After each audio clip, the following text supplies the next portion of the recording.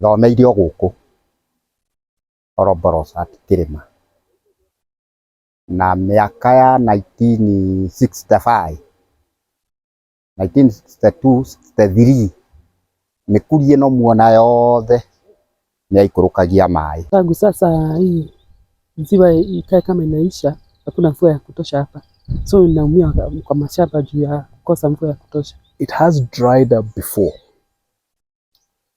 I think it was during the famine in the 80s, mid-80s. The lake did dry up.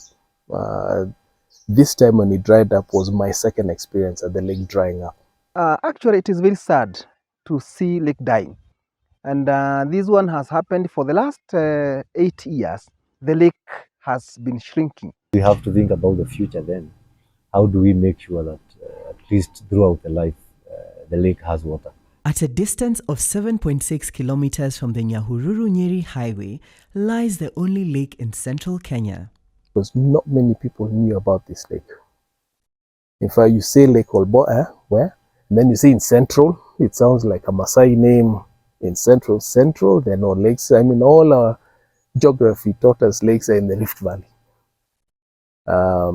But we do actually indeed have the lake. Lake Olbollosat is not well much known, but it is a very unique lake. It is a natural lake formed through maybe a fouling process. And it is a unique lake because it is one of the few highland lakes which has a status of its altitude in the Eastern Africa. Maybe this is one of the highland lakes which has that high altitude. The lake is a freshwater body rich with aquatic animals. It has various animals, very huge hippopotamus. We have fish. We have more than 300 species of birds. Yeah, and some other small animals in the lake. And a very unique hippo yenye inapatikana kwa lake, a black huge hippo, comparing with others from other parts of the country, of the world. At the same time, the lake is a source of water for people living in Laikipia County through the Ewasonyiro River that draws the water from the lake passing through the Thompson Falls. This lake is one of the only source of water of people who are living in the northern part of Kenya. It feeds more than 5 counties to the north, Laikipia, Samburu, Isiolo. They depend on water from this lake. Olbollosat pia ndio chanzo cha ama ndio lake, Thompson Falls imetoka.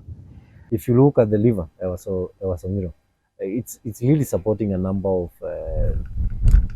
big hotel and tourism establishments that would really suffer if there is not sufficient water. On my journey to Nyandarua and Laikipia County, I meet different people with distinct relationships with the lake. I'm the Director Natural Resources, County Government of Nyandarua.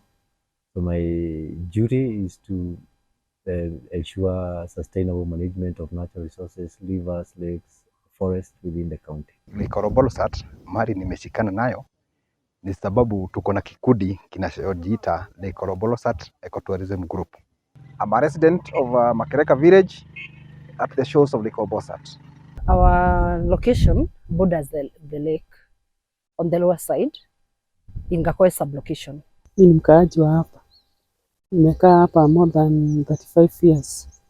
My relationship with the lake actually started when we were kids. We moved into this area in 1980. The wetland that sits on 10,000 hectares of land has lost the glory it carried before. Tulianza kwa kuona vile maji tona imedidia, hakuna maji ya kutosha, hiyo ni direct unaona kwa macho. Weather tukaanza kuona mvua hakuna ya kutosha kunyesha. Actually, as we speak, about 3 months ago, this lake, the lorries were passing through. The lake was normal. There was no even a single drop of water.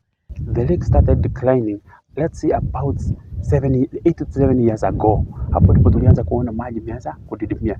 Worst case scenario, so the lake dries up. I mean, this, there's some pictures I took this in March. There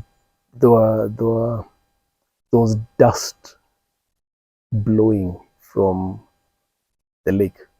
Dust. It had dried up, completely dried up. People were taking selfies in the middle of the lake with their cars. we were crossing with these to the other side. The water has been shrinking, and this has caused fear to residents and animals that rely on the lake for survival. Nyoni cikaraga kuo nĩ maĩ, mbata cikaraga kuo nĩ maĩ, nyamũ ici mũgwĩta nguo cikaraga kuo nĩ maĩ. Ũguo rĩtarĩ na maĩ rĩna hathara nene harĩ kĩrĩma. Also involve an increase in crime because all the youth that used to deal with the lake is no longer there. They have to live, they have to eat, so they turn to, negative activities like crime. So this one made our sector, the tourism sector, to come. Even the tourists to come down. Wakapungua sana kwa kiwango kikubwa. With the waters vanishing day after day, the members of the Lake Olbollosat community recall the good old days of the lake. About 3 to 4 years ago, we had a lot of visitors. Tulikuwa na wageni, tulikuwa na mashule zimetoka Nyeri County, wengine wametoka Kirinyaga County, Laikipia County, people from different places. We used to find the British Army used to come and camp, and they would shoot duck. It looked like fun. Looked like something fun for grown-ups to do. Ikiwa karibu na wewe tunapata maji huko, na wakati hii ziwa yetu imejaa maji huwa tunapata mvua ya kutosha. Kwa na one of the economic activity na ilikuwa ni fishing, ambao watu walikuwa wanapata chakula kutoka kwa lake. Back then there were lots of hippos. Times have changed now, but back then there were lots of hippos, lots of birds. Kwarĩ mbata, kwarĩ nyoni cia mĩthemba yothe, no rĩu gũtirĩ. Without water, the consequences are far-reaching. So it is very high, very possible for this lake to die completely. Our business is linked to the lake, so without the lake creates a difficulty. According to a report by Nature Kenya organization, the lake has reduced to 3,000 hectares in the last decade. But what exactly has led to this? One of the reasons is because the community have planted a lot of blue gum. Blue gum trees are known to be one of the highest consumer of water, underground water.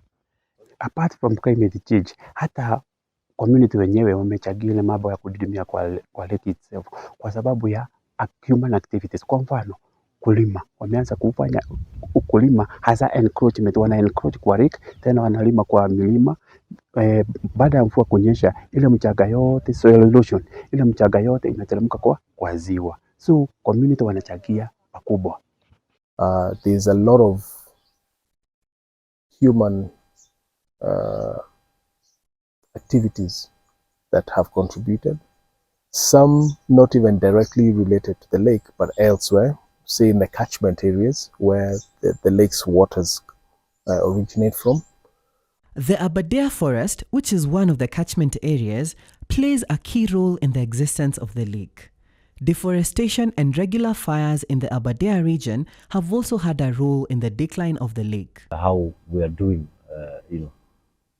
upstream in the upper catchment, we have seen quite a lot of degradation on the upper catchments.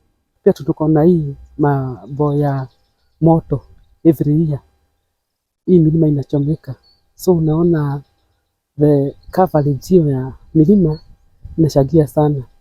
If you look at, say, the forests that used to have the trees, the forests have been cleared.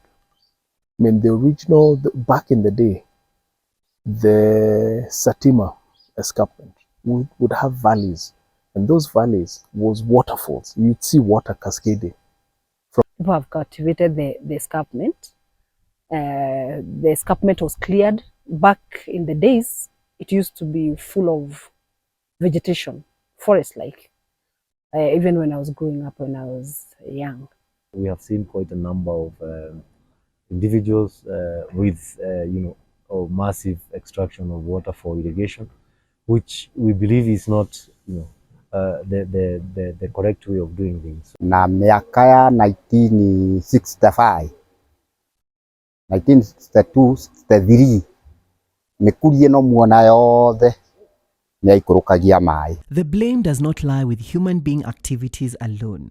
Climate change has affected the lake's existence, with 80% of the water usually coming from the rains. We have seen prolonged droughts, prolonged dry seasons. Ũndũ ũrĩa ũngĩ nĩ atĩ ũhoro ũcio wa climate change no ũtũhete thĩna ithuĩ tũgakorwo tũgakirĩtĩrwo thĩna nĩ ũndũ ũcio. At the realization of the lake's decline, residents and other stakeholders came together and formed a group to save the dying lake. We have seen the Lake Olbollosat Community Conservation Group, local, quite strong around the lake. The Lake Olbollosat Community Conservation Group is an umbrella body. And the membership are the groups, community groups, self-help, welfare, women's groups, CBOs, youth groups, minorities, people living with disability. Vile tulianza kuona the lake is declining, tulishikana pamoja, all the community, all the groups surrounding the lake, tukakuja pamoja, tukaona ni vizuri sana tushikane, tuwe na njia moja ya kuconserve the lake. Tukaanza sasa mambo ya tukatengeneza kile kikundi cha local ikaanza mambo ya conservation, kwa mfano kupanda miti, tree nurseries, hayo yote conservation work tukaanza tukiwa pamoja na other stakeholders. Na mimi ni member mmoja wa Olbollosat Conservation Community Group. I am one of the committee member. Ni wale tu wako na nia ya kuconserve the lake, hao ndio wanajiunga na local na wako karibu, tunawakaribisha wote wale wote wako na nia ya kuconserve the lake, wako karibu. An invitation to join Lake Olbollosat Conservation Group is not enough. Members of the society have a role to play even at a personal level. We need to think about awareness, community awareness. That is number one. We can start rehabilitating the forest. We have to do a lot of tree afforestation in the upper catchment. I've got my son planting and looking after. It's his responsibility to not just plant, but you've got to nurture it. They can plant trees. And these days we are even sensitizing them on not just planting a tree, but growing a tree. Until you plant a tree, nurture it, look after it until it grows. Then all you do is just talk. The local community should be involved in conserving. The efforts and the issue, the activities which should be done in aimed at conserving Lake Olbollosat should involve the local community directly. Restoration of Lake Olbollosat cannot be done by the residents alone. The county government is a key stakeholder in saving the only lake in central Kenya. Kile tungeomba ni kwa budget yao, kwa ile budget yao, annual budget, waongeze pesa, waichane toward conservation, waongeze kile kiwango cha pesa kuhusu conservation ya Lake Olbollosat. If county are not on board, you're going to have a problem. I would like the concerned and the department which are in charge of the environment to come out and come on the ground, see the status of the lake and see the challenges, because there are some things which have not been addressed. Tũtingiaga kũhoya ũteithio na njĩra o yothe ũrĩa tũngĩka atĩa tũngĩteithio nĩ ũndũ wa maũndũ mau, tondũ ithuĩ tũtingĩkĩhota mothe, no nginya tũngĩkĩhoya ũteithio, no marĩa tũngĩhota nĩ tũreka na nĩ wona nĩ tũgeretie. Especially in the areas of enacting laws and policies that protect the integrity of the lake, that discourage those negative activities like encroachment to the lake, water obstruction. The residents and the county government agree on one thing: the lake cannot be restored by one party. This is a battle that we have to fight together. It is not about the county government, it's not about NEMA, it's not about KFS.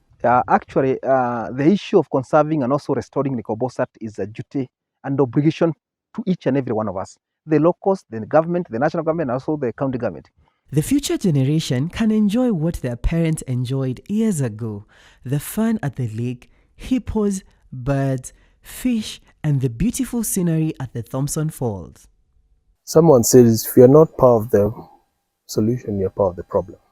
Yes, this is something that we must protect together, and we must empower the communities living around that lake to, one, appreciate that this is a resource, it's a wealth, and they must protect it. And we calling upon every government to support the communities there for the conservation of this important lake. We have to safeguard it because it has our life. And if you do your bit, then the system, the integrity of the system remains. If you do not do your bit, then the system breaks down. And when I say system, I'm talking about the environmental system.